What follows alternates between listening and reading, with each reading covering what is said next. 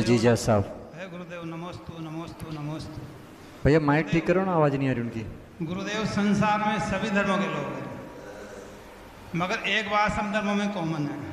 जब भी कोई अकाल पड़ गया, कोई जलजला आ गया, कोई भी बड़ी बात हो गई, तो हर आदमी से पूछते हैं कब क्या होगा, तो हर आदमी की उंगली ऊपर उठती है, तो ऊपर वाला ही जाने, ऊपर वाला ही जाने। तो गुरुदेव, मेरी जिज्ञासा है कि ऊपर वास्तव में कोई बैठा है या एक कपोल कल्पित बात है? देखिए, एक बात हमेशा ध्यान रखना कि परमात्मा कुछ नहीं करते। जो भगवान है, परमात्मा है, वो कुछ नहीं करते। अगर करते तो वो भगवान होते नहीं है, क्योंकि अगर वो करते तो सबका अच्छा करते, किसी का बुरा क्यों करते। एक तरफ तो पंक्ति लिख देते हैं कवि कि होए वही जो राम रज राखा, फिर नीचे पंक्ति लिख देते हैं कि जो जस करहीं जो तसफल चाखा।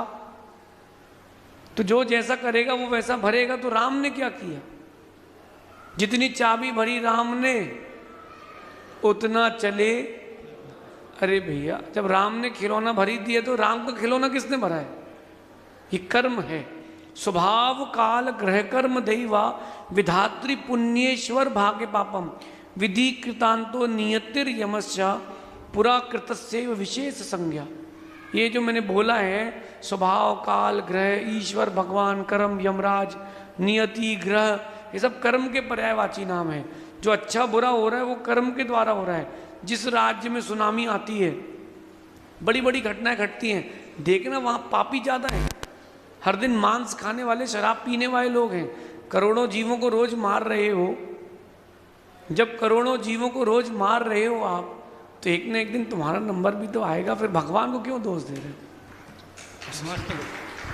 अगली जिज्ञासा के लिए तैयार रहेंगे श्रद्धा जैन। तीनों विराजमान संक्षेप में प्रश्न करिए। परमेष्ठी गण को नमोस्तु नमोस्तु नमोस्तु। शुल्लक जी महाराज को इच्छामी इच्छामी इच्छामी। महाराज श्री, आज मैंने एक भजन सुना,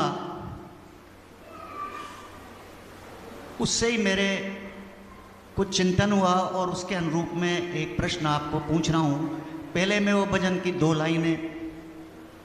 तेरे जैसे लाखों आए, लाखों इस माटी ने खाए, रहा न नाम निशान रे बंदे, मत कर तू अभिमान, मत कर तू अभिमान रे बंदे, मत कर तू अभिमान।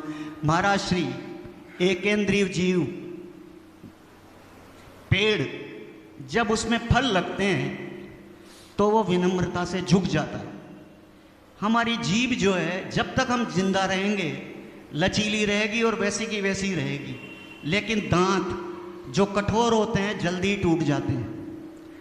मुर्दा अकड़ता है, बहुत सारे लोग। जीवित शरीर लचीला रहता है, सोचने समझने की उसमें शक्ति रहती है। क्रोध कसाय की अधिकता नरक में, और मान कसाय की अधिकता त्रिवंश मनुष्य गति में होती है। तो मेरा प्रश्न ये है महाराज, कि जो व्यक्ति जरा सा कोई काम करके या कोई सा भी उनको धन की प्राप्ति हो जाए, अभिमान से दर्प से चूर रहते हैं, मद में चूर रहते हैं, तो वो अच्छे हैं, या एक पेड़ जो फल देने पर विनम्रता से झुक जाता है, किसकी गति अच्छी होगी? देखिए, गति का निर्णय जीव की परिणति से होता है। जिसके जैसे भाव उसका वैसा भविष्य। कई बार ये होता है कि व्यक्ति सोचता है कर्तव्य भाव के कारण, जो आपने भजन सुनाया ना, वो मान तब आता है जब व्यक्ति कर्तव्य भाव में आता है। कोई बात नहीं, आ गया, वो भी भटका भगवान है, एक दिन उसके लिए भी कहीं ना कहीं ठौर मिलेगा, स्थान मिलेगा, वो रुकेगा, स्थापित होगा, लेकिन तब तक तो संसार में भटकेगा। और मेरा तो ये मानना है कि जिसने मद किया है, सिद्धांत का नियम है, उसका पद जरूर जाता है। त्रिपिष्ट नारायण उन्होंने मद किया, पद चला गया। रावण प्रति नारायण, उसने मद किया, पद चला गया। राम बलभद्र थे, उन्होंने मद नहीं किया, उन्होंने तपस्या करी, मोक्ष चले गए। अगर आप मद करेंगे तो निश्चित मानना की वस्तु जाएगी, लेकिन व्यक्ति को तब समझ में आएगा जब उसको गहरी चोट पड़ेगी, अथवा अंदर का गुरु जब तक नहीं बोलेगा तब तक उसको समझ में नहीं आएगा। मैं भी तो कितने दिन से कह रहा हूँ कि चलो एक आध जन दीक्षा ले लो, चलो मुनि नहीं बन सकते क्षुल्लक बन जाओ, क्षुल्लक जी नहीं बन सकते ब्रह्मचारी बन जाओ। तो कोटा में से आपके एक ही छोरा मिला है,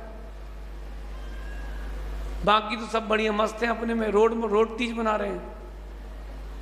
तो मैं भी तो कह रहा हूँ जब भवितव्यता जागेगी तब बात समझ में आएगी। अपना प्रयास हो समझाने का, बाकी भवितव्यता पर छोड़ दो। जिसको गड्ढे पे गिरना ही है उसको बचा के क्या करोगे। और विशेष बात, समझदार व्यक्ति अगर मत करे तो उसके लिए कहते हैं कि हाथ में दीपक लिए कुएं में गिर गया, इससे बड़ा मूर्ख और कौन रह गया। अंतिम जिज्ञासा के लिए तैयार रहेंगे मनोज सेठी।